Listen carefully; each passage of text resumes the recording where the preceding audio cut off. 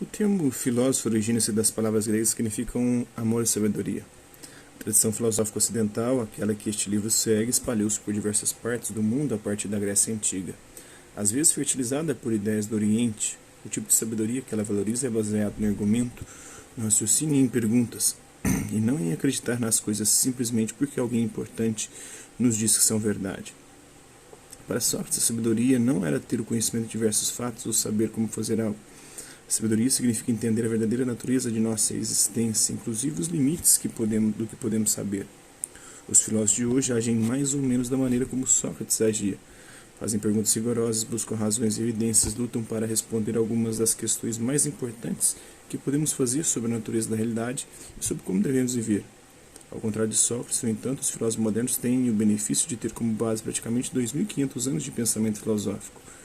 Este livro examina ideias de alguns dos principais pensadores que escreveram nessa tradição do pensamento ocidental. Uma tradição que teve início com Sócrates.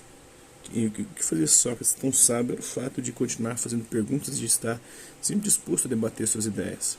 A vida, declarava ele, só vale a pena ser vivida quando pensamos no que estamos fazendo. Uma existência sem análise é adequada para o gado, mas não para os seres humanos. Sócrates recusou-se a escrever qualquer coisa, o que é incomum para um filósofo. Para ele, falar era melhor do que escrever. As palavras escritas não podem replicar, não podem nos explicar nada quando não as entendemos. A conversa frente a frente era muito melhor, dizia ele.